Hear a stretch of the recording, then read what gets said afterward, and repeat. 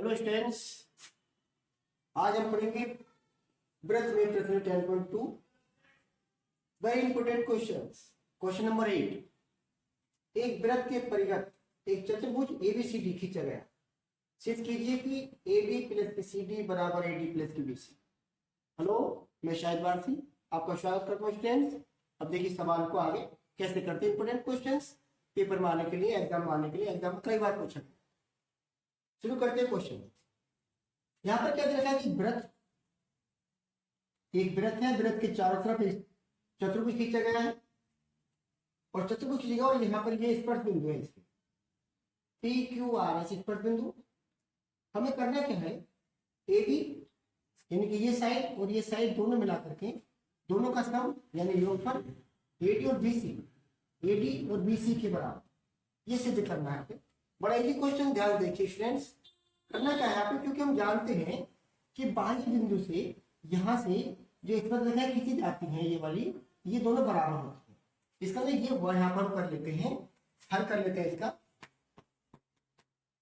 बिंदु ए से स्पर्श रेखा है, क्या स्पर्श रेखा है हमारे पास बिंदु ए से AP और AS दोनों बराबर होंगे, AP बराबर है। ओके स्टूडेंट्स, बिंदु B से बात करें, बिंदु B से स्पर्श रेखा है,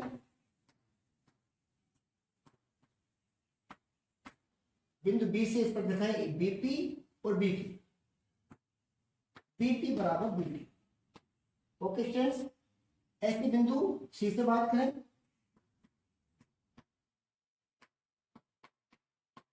स्पर्श रेखा है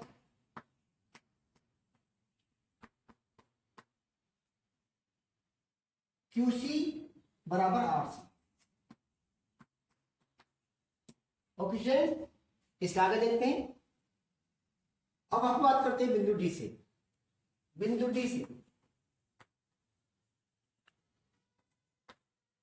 D से स्पर्श रेखा,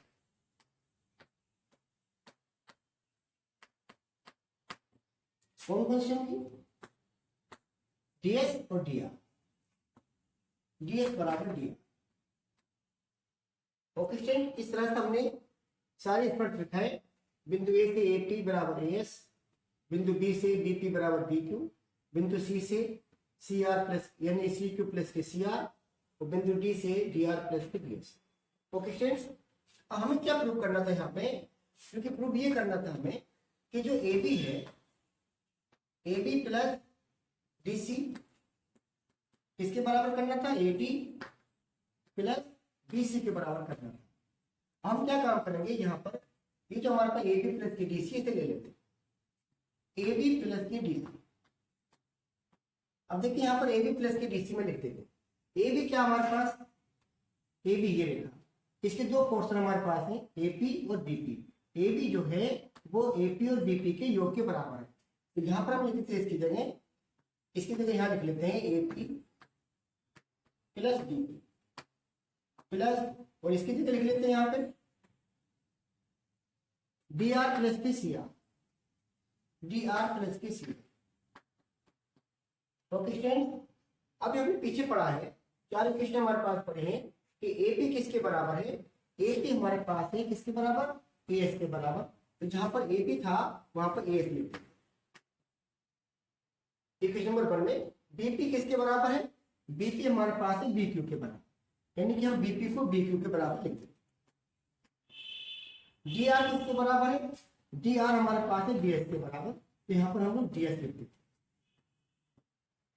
प्लस CR किसके बराबर है, CR हमारे पास है CQ के बराबर, यहाँ पर CQ लिखते हैं। ओके फ्रेंड्स, अब यहाँ पर देखिए AS plus BQ plus DS plus के CQ। अब हमें क्या करना है, अब देखिए यहाँ पर ये जो रेखा हमारे पास है AD की बात करें तो AD किसके बराबर है, AD का मतलब है AD रेखा किसके योग से बनी है, DS के और AS के, यानी कि DS के और AS के योग से बनी हमारे पास। यहाँ पर AS प्लस की DS को साथ लिख लेते हैं और क्वेश्चन बन लेते हैं। प्लस इधर बात करें BC की बात, तो BC किसके बराबर है, BQ प्लस के CQ। तो BQ और CQ को साथ लिख लेते हैं यहाँ पर, तो हमारे पास BQ प्लस के CQ यहाँ पर होता है। इसे ब्रैकेट बंद कर लेते। अब AS प्लस की DS, AS प्लस की DS हमारे पास कितनी होगी, AS प्लस की DS क्या हुआ हमारे पास 18 होगी। और हमारे पास CQ प्लस की BQ, CQ प्लस की BQ किसके बराबर, प्लस यहाँ प्लस लगाए, CQ प्लस की BQ हमारे पास है या BC के बराबर। इस तरह से हमने AB प्लस DC बराबर AD प्लस की BC प्रूव कर दिया। ये हमारा proof. Okay student,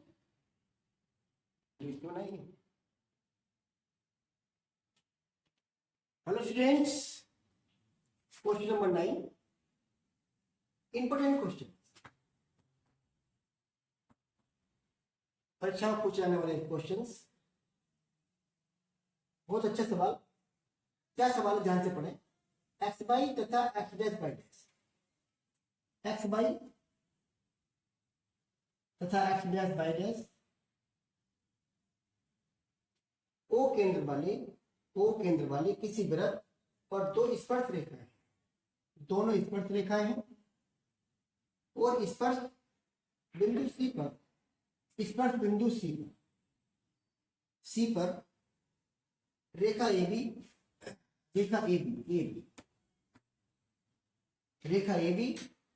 x Y को B पर प्रतिच्छेद करते।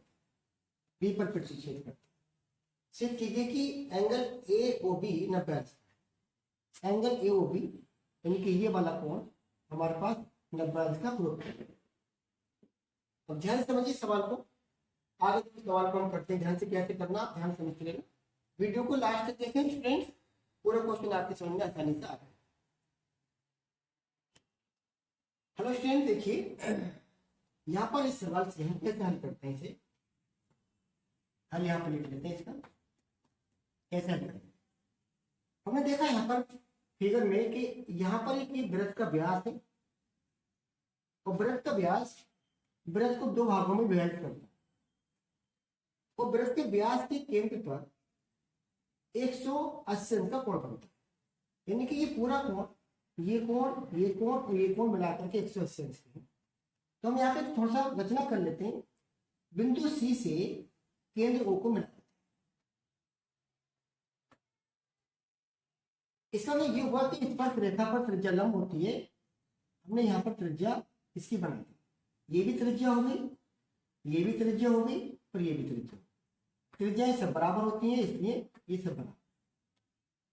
अब करने क्या सवाल में, हमने देखा यहाँ पर कि जैसे हमने इसे रेखा को यहाँ पे बिंदु C से मिलाया, तो हमारे पास दो ट्रायंगल बन गए, त्रिभुज, एक त्रिभुज ये, दूसरा ये।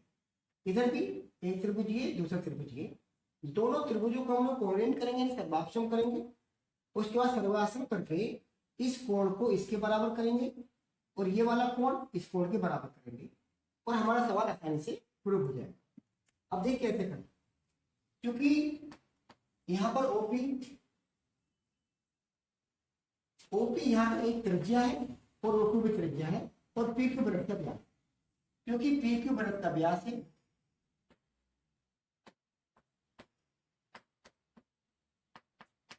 वृत्त का व्यास है, ऐसे लिख लिया हमने। इसलिए वृत्त के केंद्र पर जो कोण बन रहा हमारे पास, इसमें कोण POQ बराबर 180। इस वृत्त के व्यास की दोनों ओर, इधर भी और इधर भी, दोनों कोण 180 के बनेंगे, क्योंकि वृत्त के केंद्र पर जो कोण बनता है 360 अंश का, इसलिए इधर के सारे कोण मिलाकर के 180 अंश के होंगे। अब ये चारों कोण हमारे पास 1 2 3 4 कोण मिलाकर 180 अंश होंगे। वो कौन कौन से होंगे हम लिख लेते हैं। यहाँ POQ किसके बराबर है, POA angle POA plus AOC angle AOC plus angle BOC plus angle BOQ ये मिलाकर के 180 अंश के चारों कोणों के समीकरण नंबर 1 में। ओके स्टूडेंट्स, आगे हम क्या करते हैं यहाँ पर, क्योंकि ये भी त्रिज्या है यहाँ पर, तो इसमें 90 एंगल बनेगा, तो यहाँ भी 90 का एंगल बनेगा। इस पर रेखा पर त्रिज्या लंब है। ये हमने पिछली वाली वीडियो में आपको बताया। हम क्या करेंगे यहाँ पर, अब त्रिभुज हम बात करते हैं, त्रिभुज POA व त्रिभुज AOC की बात, या COA लिख लीजिए। ऐसे करके हम दोनों त्रिभुज यहाँ पे ले लेते हैं और दोनों को करते सर्वाक्षम। सर्वाक्षम में क्या है, सर्वाक्षम में त्रिभुजों को करते हैं, तो हमने पीछे पढ़ा है, कक्षा 9 में पढ़ा था कि अगर किसी त्रिभुज की दो भुजाएं और एक कोण बराबर हो जाए तो त्रिभुज सर्वाक्षम हो जाते हैं। यहाँ पर क्या है कि OP जो है वो OC के बराबर है, क्योंकि तो त्रिज्या है। ओके, उसके बाद ये AO जो है वो घनिष्ठ है। AO हमारे पास घनिष्ठ लिखा होगा, घनिष्ठ भुजा भी कह सकते हैं इसे। दो बातें हो गई। और चूंकि यहाँ पर जो त्रिज्या है हमारे पास, ये लंब है XY पर, अर्थात कोण 90 डिग्री का है, तो एंगल OPA जो है हमारे पास है बराबर एंगल हमारे पास हो जाएगा OCA, और ये कोण हमारे पास 90 डिग्री का। अब दोनों त्रिभुजों में हमने क्या देखा, आपको एक कोण मिल गया, इसका हम कह सकते हैं, इसलिए त्रिभुज POA सर्वाक्षम त्रिभुज COA, सर्वाक्षम का साइन हो गया त्रिभुज COA। कैसे कंडीशन होगा, दो साइड हैं, एक angle, side angle side angle. Okay student, उसके बाद हम लिख सकते हैं यहाँ पर कि दोनों त्रिभुज सर्वाक्षम हो गए, यहाँ पर के दोनों कोण बराबर होंगे बाय CP। इसका मतलब ये हुआ कि एंगल POA बराबर एंगल होगा हमारे पास बाय CPCT। बाय CPCT का मतलब हुआ congruent part of congruent triangle, यानी सर्वाक्षम त्रिभुजों के संगत भाग उस वाले प्रॉपर्टी से, उस वाले गुण से ये हमारे दोनों कोण बराबर होंगे। तो यहाँ तक हमने एक बात समझी। अब इसके आगे हम लोग इसी तरह से इस त्रिभुज सर्वाक्षम करेंगे, उसके बाद में ये वाला कोण इस कोण के बराबर करेंगे। अगर देखिए फ्रेंड्स, इसी प्रकार त्रिभुज BOC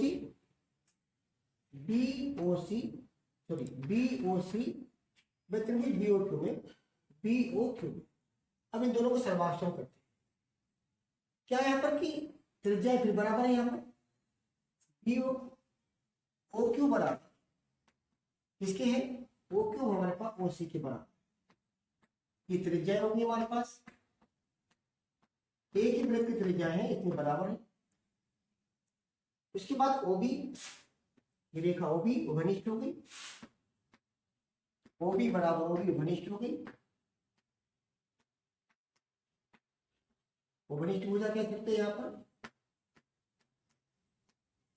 उसके बाद ये कोण और ये कोण 90 की हो गई, क्योंकि इस पर रेखा पर त्रिज्या लंब होती है। कोण OQB बराबर कोण OCB बराबर 90। इन त्रिभुजों दोनों में भी दो भुजाएं मिल गई और एक कोण मिल गया, त्रिभुज ये भी सर्वाक्षम हो। किस स्तर पर हो गए हमारे पास, इसलिए हम कह सकते हैं त्रिभुज BOC सर्वाक्षम त्रिभुज, लगा दें यहाँ पे BOQ। किस कंडीशन में हुआ, साइड एंगल साइड से, क्योंकि दो भुजाएं मिल गई यहाँ पर आपको और एक कोण मिल गया। इसी प्रकार से हम कह सकते हैं यहाँ पर कि एंगल हमारे पास जो BOC था हमारे पास, ये वाला कोण इसके बराबर हो जाएगा एंगल BOC बराबर एंगल BOQ बाय CPCT से ये भी आपका हो गया। यहाँ पर दोनों बातें हमारे पास, हमने दोनों त्रिभुजों की सहायता से ये दोनों को बराबर कर। अब हमने पीछे पढ़ा था समीकरण नंबर 1 में, अब समीकरण नंबर 1 से बात। अब समीकरण नंबर 1 में हमने क्या लिखी थी, समीकरण 1 में हमने लिखा था कि एंगल ये यानी कि POA, AOC, BOC और BOQ 180 डिग्री। तो यहाँ पर लिख लेते हैं हम। सवाल देखिए आगे कि एंगल POA प्लस AOC, नीचे लिख लेते हैं यहाँ पे इस तरह क्या करके, यहाँ से थोड़ा सा ज्यादा आगे होंगे।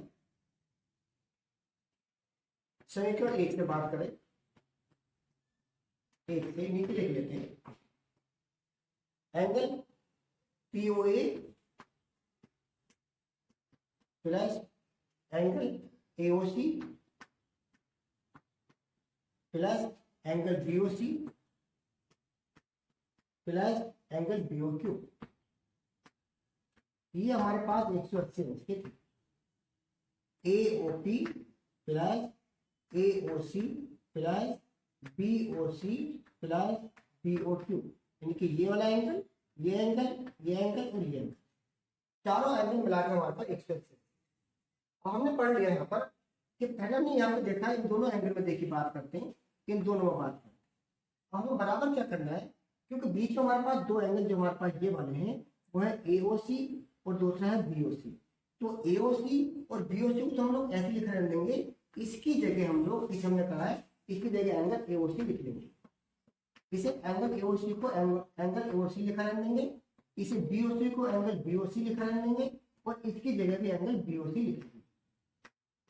क्योंकि BOQ किसके बराबर है, BOQ BOC के बराबर है, तो BOQ हमने BOC के बराबर लिख दिया और पीछे लिखा हमने कि POA जो है या AOP वो AOC के बराबर है। अब उसके बाद यहाँ पर देखा हमने इन दोनों को जोड़ते हैं तो 2 एंगल AOC बन जाता है, प्लस इन दोनों को जोड़ते हैं तो 2 एंगल BOC बन जाता है और बराबर में हम लिखेंगे, इसके आगे 180 लिखा रहने देंगे यहाँ पे, और यहाँ पे भी 180 लिखा रहेंगे। अब आगे देखिए student, 2 angle AOC plus 2 angle BOC बराबर 180। यहाँ पर 2 कॉमन ले, angle AOC plus angle BOC बराबर 180। ओके स्टूडेंट, अब यहाँ पे देखिए AOC और BOC, AOC और BOC दोनों को मिला लें तो हमारे पास बन जाता है AOB। तो यहाँ पर 2 एंगल AOB हम यहाँ पे लिख सकते हैं, क्योंकि दोनों को मिला करके एंगल AOB बन जाता है बराबर 180। अब एंगल AOB हम निकालते हैं यहाँ पर, तो 2 बटे में चला जाएगा, ये 2 नीचे पहुंच जाएगा और 2 से नीचे काट देंगे तो 90 हमें मिल जाएगा। एंगल AOB बराबर हमारे पास हो गया 90। इस तरह से हमने ये सवाल प्रूव कर लिया। इंपोर्टेंट क्वेश्चन स्टूडेंट पेपर में पूछा जाता है, बहुत ही अच्छा सवाल है। अगर आपको मेरी वीडियो लाइक आई हो, पसंद आई हो तो लाइक सब्सक्राइब कीजिए। धन्यवाद।